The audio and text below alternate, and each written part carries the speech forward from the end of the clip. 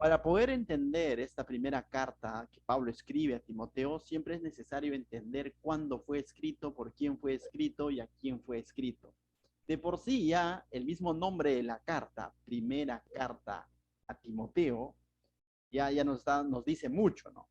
Y saber que el autor de esta carta, y así va a comenzar incluso el primer versículo, ¿no? Él dice, ¿qué dice tu primer versículo? Versículo 1, la primera palabra que dice, Pablo, ¿no? Entonces, sabemos que entonces que el autor de esta carta viene a ser Pablo, ¿correcto? Pablo va a escribir a Timoteo. La pregunta es, ¿cuándo lo escribió Pablo? Ya que los que hemos estudiado la vida de Pablo en el libro de Hechos, podríamos decir, ¿lo escribió en su primer viaje misionero? No. ¿Por qué? Porque en el primer viaje misionero todavía no conoció a Timoteo, ¿se acuerdan? Y si lo conoció, Timoteo todavía era un niñito, ¿no? ¿Se acuerdan cuando Pablo fue apedreado en Listra? Dice que Timoteo ahí todavía no figura. Pablo, en su segundo viaje misionero, encuentra a Timoteo ya jovencito, no, joven, ¿correcto? Timoteo, y que tenía buen testimonio, eso lo vemos en el libro de Hechos, ¿no? Y que entonces Timoteo, que había sido instruido por su mamá y por su abuela, Timoteo era un hijo de un hombre griego, pero de un hijo de una mujer judía, ¿no? Pero sobre todo vemos en Timoteo que era un discípulo que tenía un buen testimonio, ¿no? Entonces, ese era Timoteo, ¿correcto? Entonces, Pablo va a escribir esta carta a ese jovencito. Entonces tampoco lo escribió en el segundo viaje, claro está, porque ¿cómo le va a escribir una carta si acaba de conocerlo?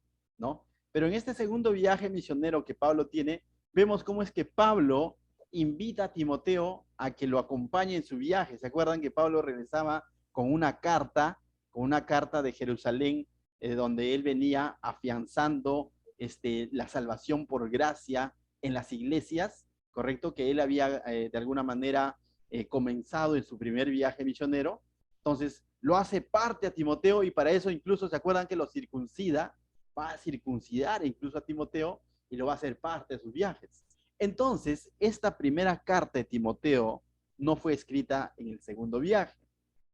Tampoco fue escrito en el tercer viaje. ¿Por qué? Porque vemos a Pablo y Timoteo en su ministerio acompañando en este tercer viaje. Después de eso, ¿qué sucede? Pablo termina sus 3 viajes misioneros, va a Jerusalén y de Jerusalén es encarcelado y es llevado a Roma, ¿no? Y llega a Roma como preso, ¿se acuerdan de eso, no? Y está en Roma preso 2 años y luego por historia se sabe que Pablo queda libre, ¿correcto? En ese tiempo de libertad, ya no porque ciertamente no lo vemos en el libro de Hechos, pero Pablo continúa con su ministerio, todavía Pablo vivió alrededor de entre 5 a 6 años más. Y en esos 5 o 6 años más se dice que Pablo visitó distintos lugares, incluso algunos dicen que llegó a España, ¿no? Pero sobre todo se dedicó también a visitar aquellos lugares que él en algún momento había, de alguna manera, él había comenzado la obra en estos lugares, ¿no? Sobre todo se cree que Pablo estuvo por Macedonia, ¿no? Y en Galacia, ¿no? En la región de Galacia. Pero hay uno de los lugares que él no visita, que la Biblia lo registra, uno de los lugares donde él se despide. ¿Se acuerdan? Esa despedida triste, nostálgica en Hechos capítulo 20, cuando hace llamar a los ancianos de Éfeso y lo dice, probablemente no vuelvan a ver mi rostro. ¿Se acuerdan de eso? ¿Sí? Entonces, los que hemos llevado el estudio del libro de Hechos, ¿se acuerdan de eso, no? Entonces, Pablo se despide de los ancianos de Éfeso. Entonces, para este entonces, cuando Pablo va a escribir la primera carta a Timoteo, se cree que Pablo se encontraba en la región de Macedonia, ¿no? ¿Y qué iglesias estaban en la región de Macedonia? Básicamente estaba la iglesia de Filipos y la iglesia de los tesalonicenses, ¿no? Básicamente. También pues, se podría decir quizás Perea, ¿no? Pero sobre todo era los tesalonicenses y los filipenses, ¿no? Desde estos lugares, Pablo va a escribir esta carta a Timoteo. ¿Y sabes dónde se encontraba Timoteo? En Éfeso, en esa ciudad picante, ¿no? En esa ciudad que tiene mucho de parte de Dios, en esa ciudad donde había sido instruido por mismo Pablo, ¿no? Por casi 2 años, ¿no? En ese lugar donde Pablo va a levantar líderes y va a dar instrucciones claras en cuanto al cuidado de la iglesia. Para este entonces, Timoteo se encontraba en Éfeso. ¿Y sabes cómo se encontraba? Pastoreando. Este joven que Pablo en su primer viaje había impactado su vida por la predicación de la palabra y por el testimonio que él dejó cuando fue apedreado en Listra, en la región de Galacia, cuando él vuelve en su segundo viaje misionero encuentra a un Timoteo fiel a las cosas del Señor, ¿no? De quien dice toda la ciudad daba un buen testimonio. Pablo se lo lleva a sus viajes misioneros y lo instruye. Y ahora vemos a Timoteo en Éfeso pastoreando. Esa es la vida de Timoteo. Y esta carta trata de eso, justamente Pablo dando instrucciones claras a Timoteo. Y de eso trata. Y les dije en un principio, básicamente le va a instruir en tres cosas. En cuanto a la correcta enseñanza, a la buena doctrina, en cuanto a la iglesia y en cuanto al correcto liderazgo, ¿no? Entonces, instrucciones para los líderes. Básicamente eso nos narra esta primera carta, pero hoy vamos a ver solamente la primera parte en este estudio que vamos a tener, ¿correcto? Y tiene un poco que ver con sectas y religiones que no vamos a poder tener el día de hoy, lo vuelvo a aclarar para los que se acaban de conectar, pero sí enseña cómo hacerle frente a estas falsas enseñanzas y cómo que desde aquel entonces se conocía de estos falsos maestros, ¿correcto? Mira lo que dice el verso 1, entonces vamos a leerlo ahora sí, verso a verso, como nos caracteriza, ¿no? Dice, Pablo, apóstol de Jesucristo, por mandato de Dios, nuestro Salvador, y del Señor Jesucristo, nuestra esperanza. Entonces, primero identifica al autor. Nuevamente, claro está, ¿quién es el autor? Pablo. Interesantemente, Pablo nuevamente no hace uso de su nombre, de su antiguo nombre, por así decirlo. No hace uso de Saulo, ¿no? Que de alguna manera tenía cierto peso, ¿no? Pero desde el punto de vista religioso, ¿no? Saulo, ¿no? El perseguidor, el fariseo de fariseos. Pero Pablo no hace uso de ese nombre, sino Pablo hace uso, nuevamente vemos en su carta, hace uso de ese nombre que de alguna manera le da un lugar frente al Señor o frente al Señor Jesucristo a quien él servía. Él dice que es Pablo. ¿Y qué significa Pablo? Pequeñito. Un pequeño siervo de Dios. Y es interesante cómo Pablo hace uso de esta característica. ¿Sabes por qué? Porque si él va a hablar de los falsos maestros, porque si él va a hablar de las falsas enseñanzas, va a marcar distancia totalmente de ellos. Hoy en el mundo, el ser humano, ¿cómo puedes identificar cuando una persona se está desviando de las cosas del Señor? Cuando trata de resaltar o relucir más su nombre que el nombre del Señor. Y hay muchas maneras de resaltar tu nombre. Por ejemplo, narrando las cosas que estás haciendo para Dios. A mí no me gusta eso, la verdad. Nosotros somos llamados a dar testimonio lo que Dios está haciendo a través de nuestra iglesia, no al revés. Pero cuando el corazón del ser humano se desvía, muchas veces comienza a exaltar más su propio nombre que el nombre de Dios. Y Pablo vemos que de cajón, de entrada, dice pequeñito, apóstol de Jesucristo. Esta palabra apóstol no es apóstoles, sino es apostelos. Lo que él está diciendo, enviado, mejor dicho, por el Señor Jesucristo. Ciertamente está usando, y no como en otras cartas donde él decía siervo, que significaba esclavo por amor, ahora él hace uso de la palabra apostelos o apóstol de Jesucristo. ¿Y por qué Pablo haría uso de alguna manera, de este título? Por lo mismo de las cosas que va a hablar él, ya que está trayendo una palabra de parte de Dios en cuanto a la doctrina, en cuanto a cómo debe de guiarse la iglesia o instrucciones para la iglesia y en cuanto al liderazgo, entonces también es necesario que se entienda que lo que Pablo va a enseñar a Timoteo a través de esta carta tiene una autoridad que viene de parte de ¿quién? De Jesucristo. Por eso que él dice por mandato de Dios. No es algo que a Pablo se le ocurrió, ¿no?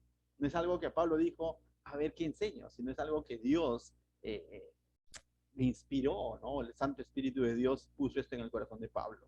Y interesantemente, nuevamente vemos en la segunda parte de este versículo 1, que Pablo pone claro que Jesucristo no solamente es nuestro Salvador, sino que cosa, que es su Señor.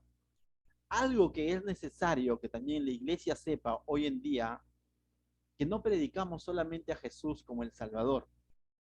Muchas sectas, muchas religiones pueden ofrecer salvación, pero ¿dónde va a ser en qué se van a sentir limitados cuando no enseñen a Jesús como el Señor, a quien debemos de obedecer? ¿Por qué? Porque si nosotros comenzamos a ver a Jesús como el Señor, entonces también vamos a llevar nuestra vida en obediencia al Señor. Y tú como dices, ¿y cómo puedo obedecer a Jesús? Jesús lo dijo de la siguiente manera: el que me ama guarda mi palabra. Pregunto yo, ¿las sectas, las religiones, están apegadas a la palabra de Dios? O en otras palabras, ¿las sectas, las religiones, están buscando a tener a Jesús como su Señor o solo como su Salvador? Solo como un Salvador, solo como un profeta, solo como un buen hombre, pero no lo quieren reconocer como el Señor o como Dios Hijo o como el Hijo de Dios. No quieren, muchas veces van a estar en contra de ello. ¿Me dejo entender? Porque en el momento que ellos reconozcan a Jesús como su Señor, entonces también se les va a demandar a que ellos tengan esto que nosotros llamamos Biblia como su autoridad. Y una de las cosas que pasa con las sectas, que no quieren tener esto como su autoridad, sino que nos quieren sacar un libro paralelo donde dice, sí creemos en la Biblia, pero también en el libro del Mormón. ¿Te das cuenta? ¿No? Y eso no está bien. Entonces, definitivamente, Pablo, desde su introducción, desde su saludo, o Dios, a través de la vida de este hombre, desde el saludo, nos está dando algunos principios prácticos, ¿no? Que lo que Pablo está diciendo, primero, Pablo no se está enseñoreando él, está enseñoreando a Jesucristo. Él es el pequeñito. Segundo, Pablo nos está diciendo que lo que va a decir ha sido un mandato de Dios. Dios lo ha enviado a sus apostelos. Tercero, de que no solamente cree en Jesús como su Salvador, sino como su Señor, quien es nuestra esperanza. ¿A quién le escribe? Ya hemos hablado de Pablo, pero ¿a quién le escribe Pablo? A Timoteo. ¿Y quién era Timoteo? Nuevamente, ¿no? Pablo lo conoció allá en Listra, en su segundo viaje misionero. Timoteo había quedado de alguna manera marcado por la predicación de Pablo, por el testimonio de Pablo, de su perseverancia, que después de haber sido apedreado, cómo volvió a esta ciudad y pareciera que de pronto no ganó ni un alma, por así decirlo, sino que terminó apedreado, y muchos críticos quizás dirían, ¿a qué va de nuevo después de ser apedreado? ¿No se da cuenta que nadie, que todos lo rechazan? Pudieron haber dicho algunos críticos, pero cuando Pablo regresa en su siguiente viaje misionero, encuentra un jovencito a quien Dios había transformado su vida a través del ministerio de Pablo. ¿Y qué sucede? Pablo identifica, dice, ese buen testimonio que tenía Timoteo y dice, Timoteo, acompáñame en mi viaje misionero. Y Pablo era exquisito de alguna manera, porque recordemos que para este segundo viaje misionero, Bernabé por ahí apeló queriendo llevar al joven Juan Marcos, ¿no? Y Pablo le dijo, no, Juan Marcos no me va, ¿no? O sea, Juan Marcos nos dejó tirando cintura, como decimos nosotros, ¿no? Se chupó, a mitad de camino nada más se regresó, y Pablo no, o sea, de tal manera que esto nos muestra que ciertamente Pablo tenía un celo por las cosas de Dios, y que, por así decirlo, ¿no? En nuestro lenguaje, Pablo no jalaba así nada más a cualquiera, ¿no? O sea, tenía que ser alguien de alguna manera que él lo considere maduro, ¿no? Comprometido. Y jaló a Timoteo. Pero ahora es interesante cómo Pablo se refiere a él. Mira lo que dice, verdadero hijo en la fe. Pablo lo está viendo así, como un verdadero hijo en la fe, como un verdadero discípulo. Haciendo un paréntesis aplicativo, yo te hago una pregunta. Si Pablo estuviera en nuestros tiempos y de pronto visita a Jesús Salvador, viene a Pachacútec, imaginemos, ¿no? Llega en su viaje misionero y de pronto te encuentra aquí congregando, ¿qué diría de ti? ¿Tú crees que de pronto sacarías unas cuantas palabras como estas en Pablo? ¿O de pronto dirías, ese no me va al viaje ni aunque pague su pasaje, ¿no? O sea, ¿qué diría en nosotros, Pablo? ¿Te imaginas? O de pronto identificaría rasgos de un cristiano genuino, de un verdadero discípulo, de un verdadero hijo en la fe, o de pronto diría, como que puede ser, ¿no? O sea, ¿qué diría, no? Entonces la respuesta lo tienes tú, ¿correcto? Cada uno de nosotros sabe cómo estamos ante el Señor. Pero sabes, qué chévere, no para inflarnos el corazón, pero qué chévere se debe sentir cuando de pronto alguien más maduro en la fe, de pronto reconozca, no para exaltarnos, sino reconozca que realmente somos genuinos. No somos solo religiosos, no somos solo de domingo, sino que somos verdaderos hijos en la fe, ¿correcto?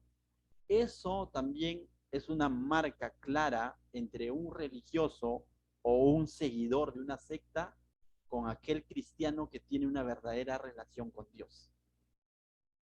¿Me dejo entender?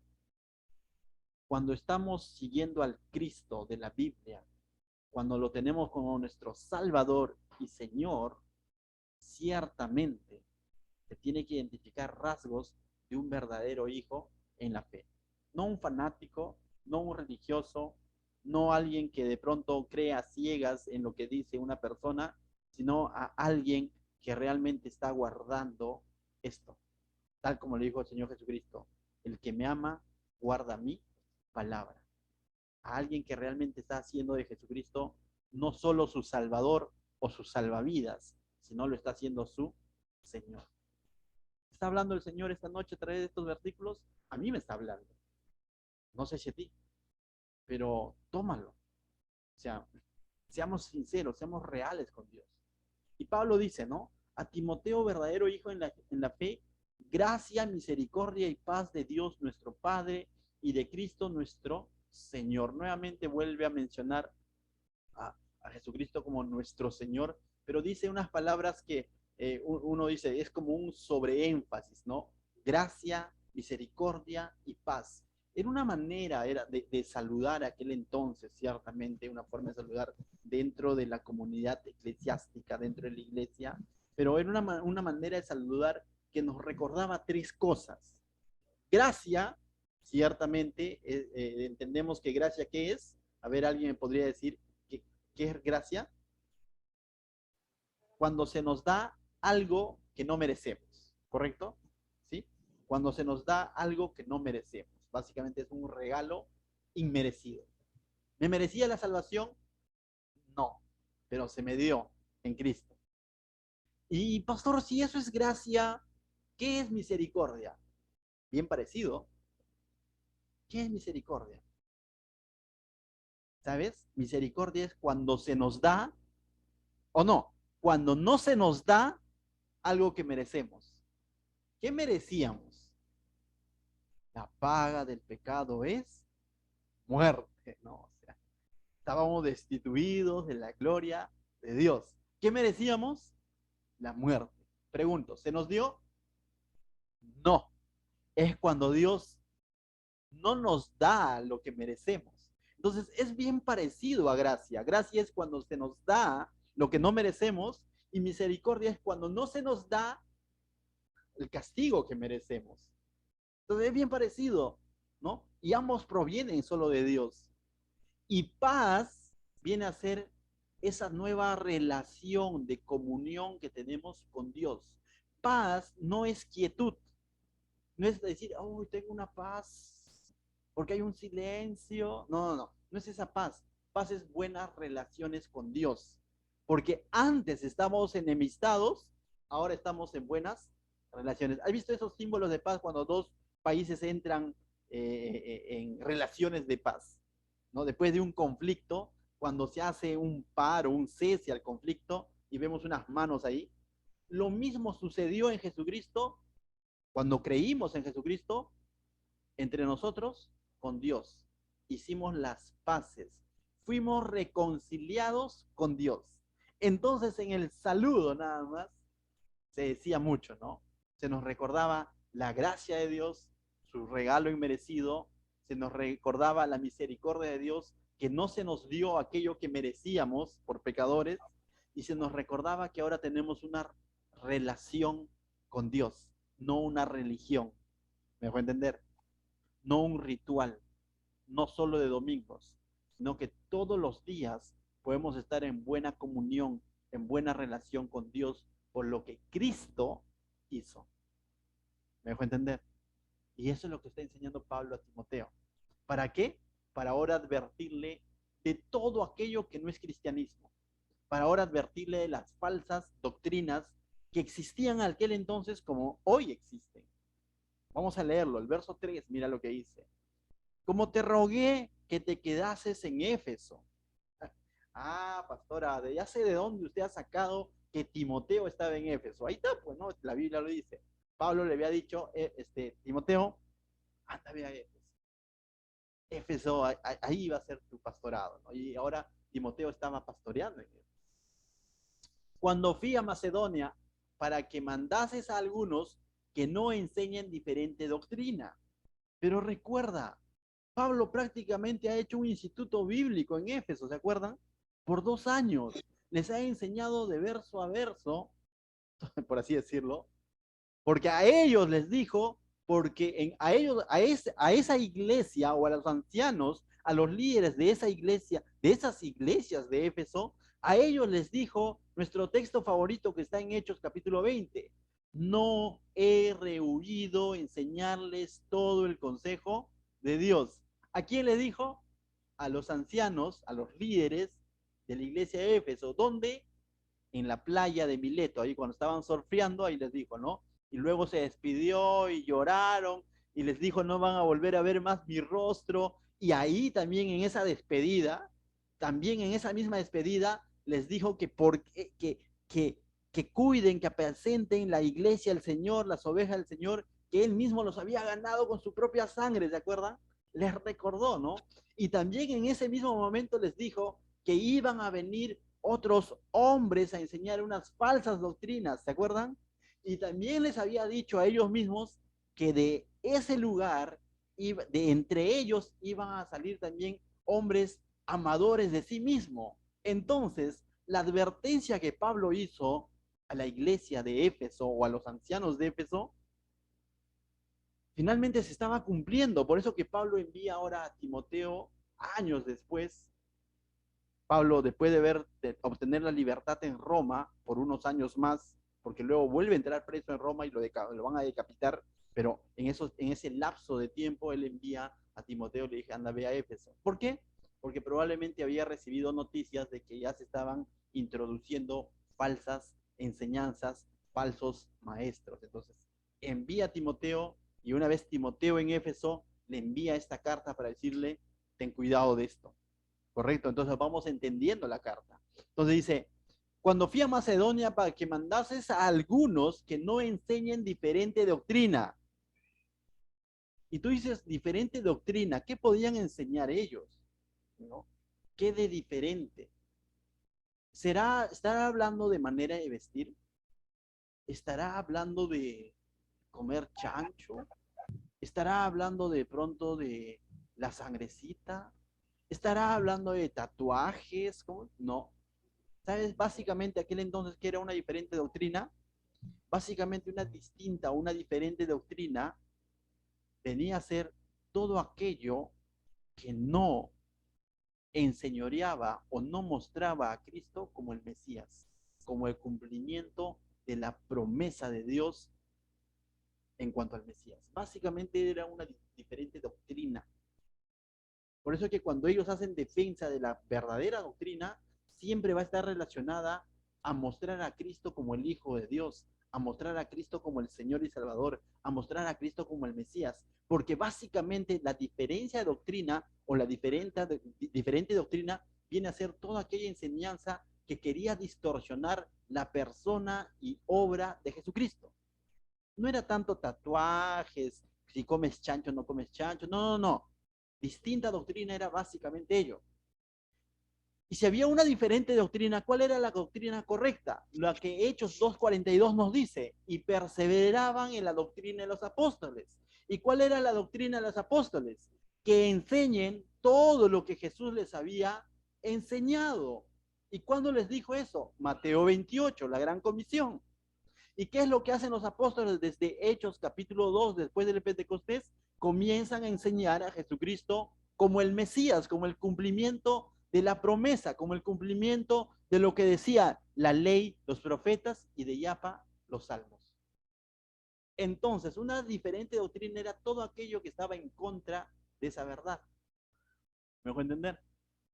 Entonces, ¿qué es lo que había hecho Pablo mientras estaba en Éfeso cuando les enseñó de verso a verso todo el consejo de Dios? Y cuando dice todo el consejo de Dios, que les enseñó desde toda la escritura, desde todo el Antiguo Testamento, que Jesucristo resucitado y ha ascendido, que Él era el Mesías. Eso es lo que había hecho Pablo. ¿Y qué es lo que hacemos hoy, ahora nosotros? Lo mismo. ¿Acaso cuando estudiamos Génesis no hemos visto a Jesucristo como el Creador? ¿No hemos dicho que todo apunta a Él?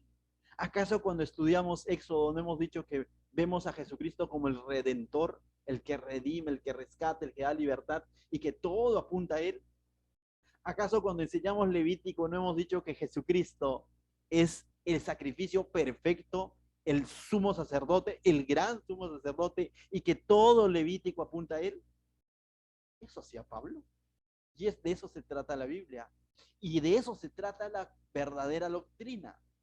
Demostrar a Jesucristo no solo a través de los evangelios, no solo cogiendo una parte de la Biblia, sino entendiendo que toda la Biblia habla de Él.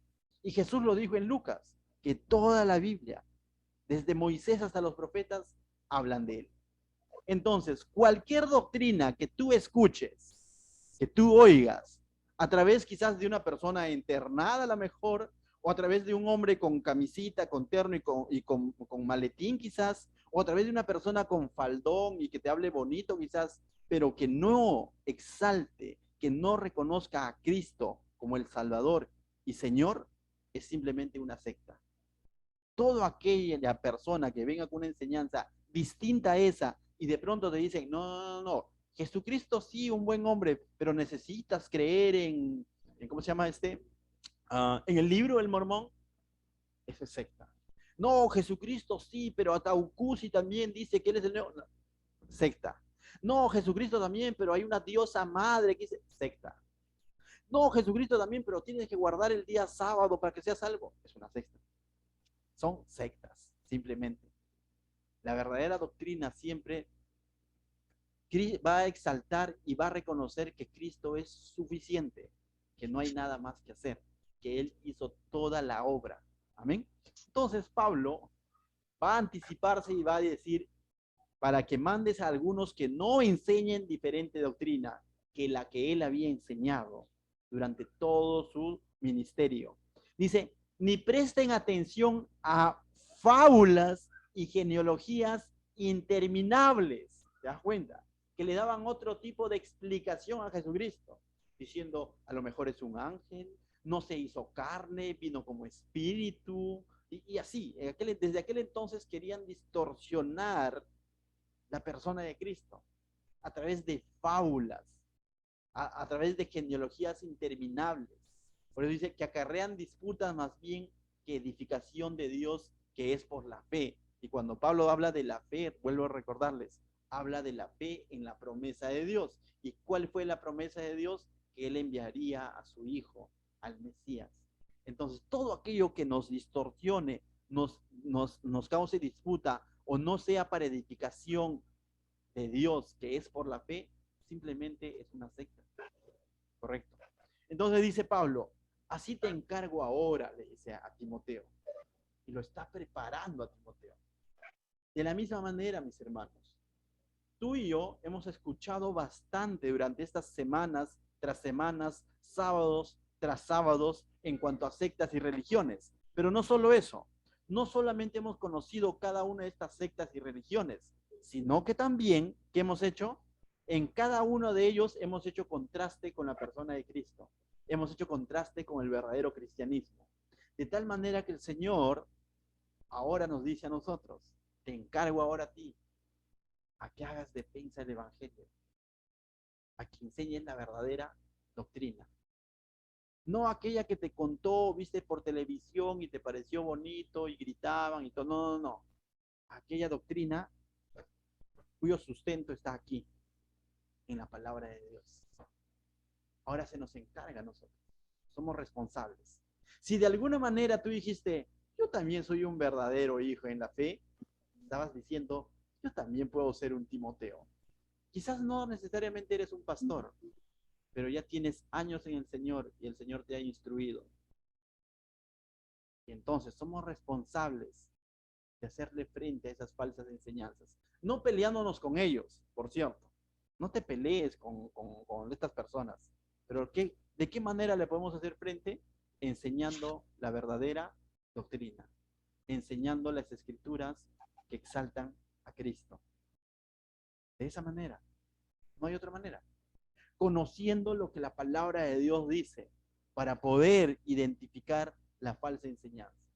Pero si yo de pronto dejo de lado la palabra de Dios, dejo de perseverar en la verdadera doctrina o en la doctrina de los apóstoles, como dice Hechos 2:42, te pregunto, ¿qué va a pasar con Anderson si Anderson dejara de perseverar y de pronto viene un tío, un primo, un amigo y le comienza a hablar sobre Dios a madre y todo eso y le va a parecer interesante y simplemente voy a llenar de información mi cerebro con esas fábulas, con esas falsas enseñanzas y a todo le voy a decir amén, ¿no?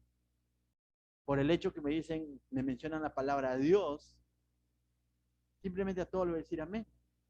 Y no voy a hacer defensa y me voy a dejar engañar. La importancia entonces, mis hermanos, de estar siempre pendientes de la palabra de Dios, de perseverar en ella. Verso 5 dice, pues el propósito de este mandamiento es el amor nacido de corazón limpio y de buena conciencia, de fe no fingida. Y en otras palabras está diciendo, nuestra fe tiene que ser real. Santiago lo decía de otra manera. Santiago es, cuando estudiamos la Biblia o la carta de Santiago, decíamos que Santiago es como esos boxeadores que de pronto están, no sé, tú has visto, algunos de ustedes han visto boxeo. En el boxeo hay una técnica o un tipo de golpe que los llaman jabs, creo, ¿no? Esas que te dan y te suman. Bueno, Santiago es así. Santiago, de pronto estás ahí tú bien bacán con tu Biblia y dices, porque por gracia sois salvos por medio de la fe, y lees Santiago y te dice, la fe sin obras es muerta. Y dices tú, uy. En otras palabras, Santiago está diciendo, la fe sin evidencias, sin cambio, sin transformación, está autoengañando. Ten cuidado. Y aquí nos está hablando también Pablo de lo siguiente, verso 6, no, verso 5, la última parte, de una fe no fingida. ¿Puede haber una fe fingida? Cierto. De boca para afuera podemos decir, yo también creo en Dios.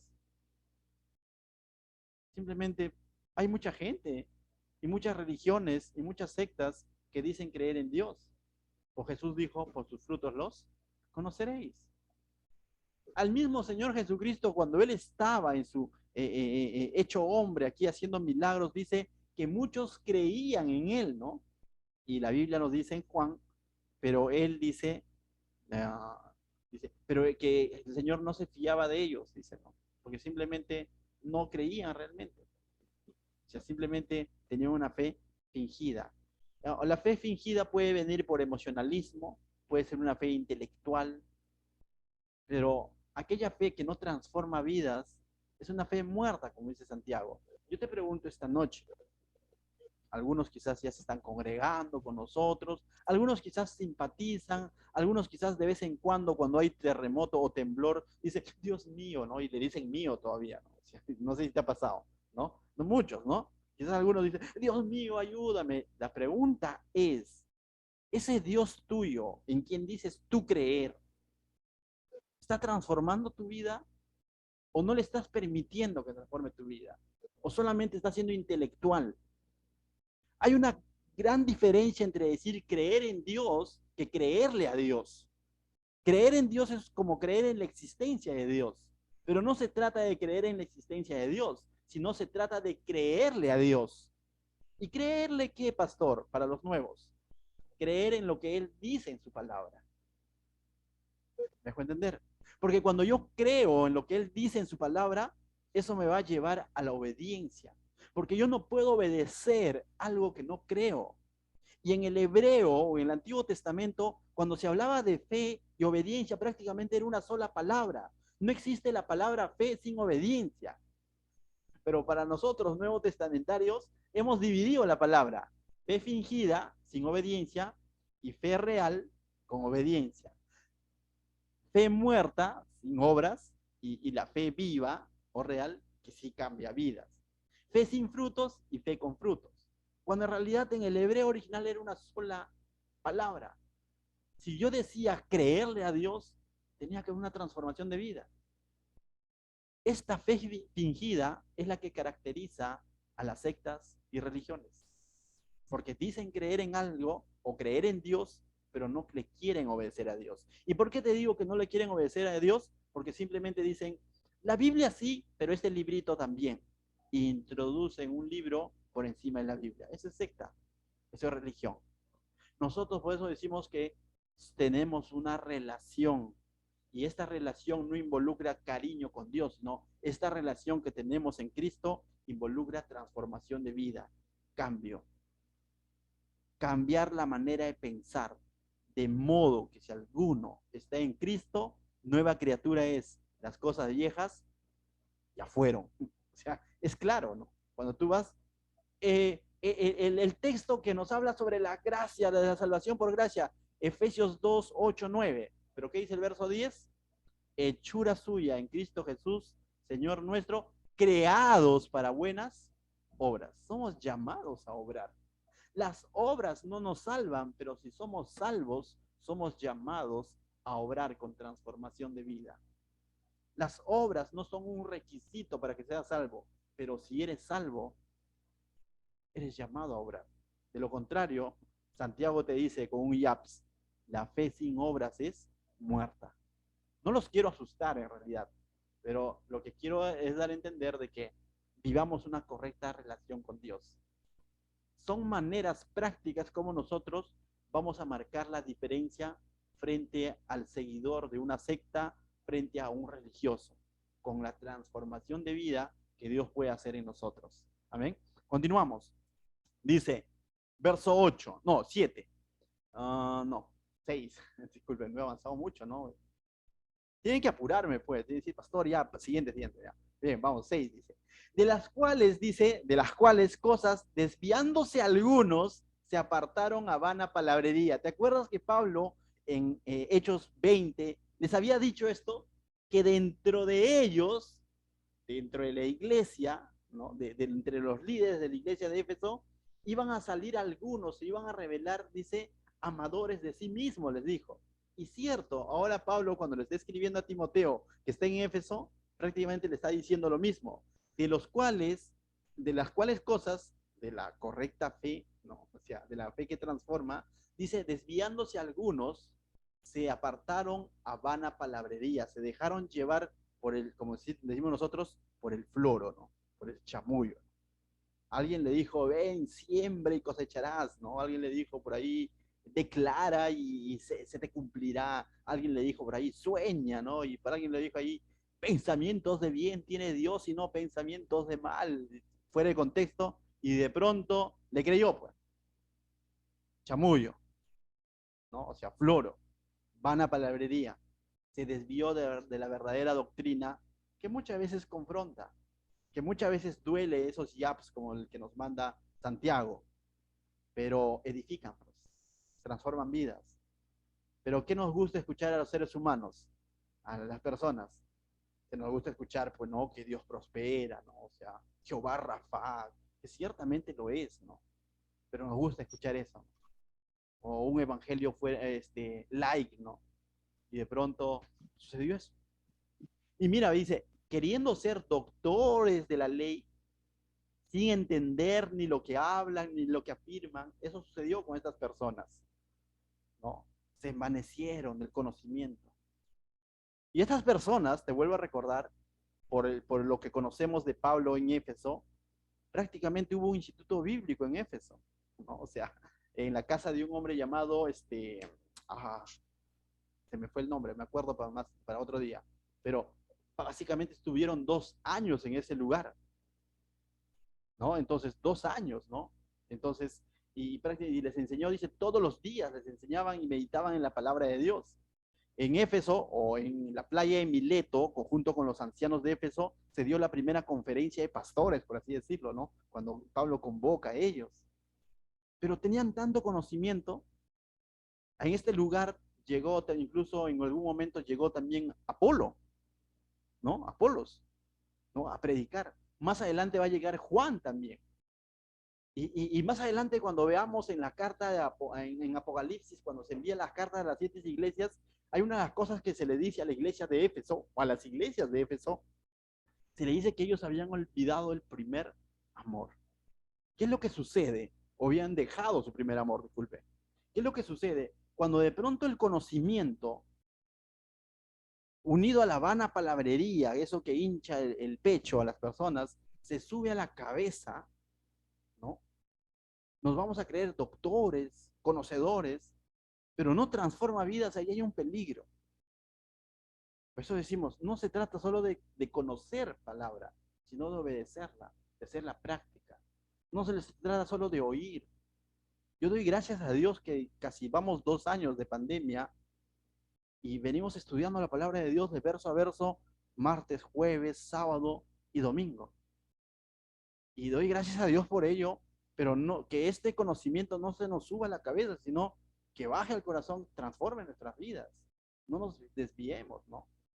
El instituto bíblico fue en la casa de un hombre llamado Tirano, ya me acuerdo. Ya. Ahí estuvo Pablo enseñando 2 años. Y estas mismas personas ahora, dice, se han apartado y se han ido a la vana palabrería, se han querido doctores de la ley sin entender ni de lo que hablan ni lo que afirman. Y así lo está llamando Pablo. Verso 8. Pero sabemos que la ley es buena si uno la usa legítimamente. ¿Cómo usó Pablo la ley? Para mostrar a Cristo, como ese ayo que nos lleva a Cristo. Cuando estudiamos la carta a los romanos, vemos que la ley, de alguna manera, mostraba la santidad de Dios, los estándares de Dios, y veíamos que la ley, al mostrar los estándares de Dios, muestra también la incompetencia, la incapacidad del ser humano. ¿Cómo? Diciendo que todos somos pecadores. Esa es la ley. De tal manera que la ley muestra eso en el ser humano, ¿para qué? Para mostrarnos al mismo tiempo la justicia de Dios. Y en esa justicia de Dios se va a evidenciar Jesucristo. De tal manera que la ley debe de llevarnos a quién? A Cristo, a decir, en mis fuerzas no voy a poder cumplirla. A decir, ciertamente necesito del Mesías, necesito de un mediador. Esa es la ley, ese ayo que nos debe llevar a Cristo. No eso que debería de pronto llenar nuestra mente y decir, yo sí lo cumplo, yo sí soy esto. No, porque ninguno de nosotros vamos a poder cumplir la ley. Pero estos hombres no entendieron el propósito de la ley, no lo usaron legítimamente, no mostraron a Cristo a través de la ley, no llevaban a las personas a Cristo, sino lo contrario. Querían opacar a Cristo, y eso lo vemos en su carta a los Gálatas, donde de pronto querían poner la ley por encima de la salvación por gracia. Y Pablo básicamente le está diciendo eso. No están usando la ley legítimamente, chicos. ¿No? Y verso 9. Conociendo esto, que la ley no fue dada para el justo, sino para los transgresores y desobedientes, para los impíos y pecadores, para los irreverentes y los profanos, para los parricidas y matricidas, para los homicidas. Y aquí menciona, ¿no? Dice que la ley no fue dada para el justo, sino para... Y yo pregunto, ¿qué es justo entre nosotros sin Cristo? De pronto todos de alguna manera nos vemos en esa lista, ¿no? De los pecadores, de los impíos, de los irreverentes, de los profanos. Quizás tú dices, pero parricida yo no soy, matricida tampoco, homicida tampoco, pero si vamos un poco y leemos lo que el Señor Jesús enseñó, el Señor Jesús llevó los estándares más allá cuando dijo que con el hecho de pensar o llamar fatuo, tonto, torpe a tu hermano, ya lo mataste. Y si de pronto te identificas y dices, ah, la piña, ya fui, ¿no? En algún momento, si tuviste odio, rencor, ¿no? O si fuiste irreverente, si hemos sido profanos, todos en algún momento hemos profanado las cosas de Dios. con nuestro hablar, con nuestro pensamiento. De alguna manera, profanar significa básicamente como tener como común las cosas de Dios. Lo que era sagrado para Dios en el Antiguo Testamento, lo que veíamos en Levítico, profanar es básicamente tomarlo como en poco, como común, como con irreverencia, ¿no? Todos en algún momento hemos llegado a ese punto, sí. Todos en algún momento hemos usado el nombre de Dios en vano, sí. Hemos dicho, yo también creo en Dios, pero nuestras actitudes decían todo lo contrario. Y pensábamos que usar el nombre de Dios en vano solo era cuando decíamos, te lo juro por Diosito, y no cumplíamos. No solo eso, también el hecho de decir, soy cristiano, pero mi vida no muestra a un verdadero cristiano. De alguna manera, estoy haciendo quedar mal a quién. ¿A mi persona? Sí. ¿A la iglesia? También. Pero en el fondo del asunto, ¿a quién? A Dios. Porque la gente dice, oye, así dice que es cristiano. Y todos estamos en la lista. Entonces, y si fuésemos de pronto juzgados por la ley, piña. O sea, ninguno de nosotros de pronto sería salvo, ¿no? Y eso lo hemos visto en la carta a los romanos. Verso 10 continúa con la lista. Para los fornicarios, para los sodomitas, para los secuestradores, para los mentirosos. A ver, ¿cuántos dijeron una mentirita blanca algún día de su vida? Verde, lila, de distintos colores le hemos dicho, ¿no es cierto? Entonces estamos ahí en el saco. Para los sodomitas, para los secuestradores. ¿Alguien secuestró aquí? No, pues sobre eso sí no. ¿Quién sabe?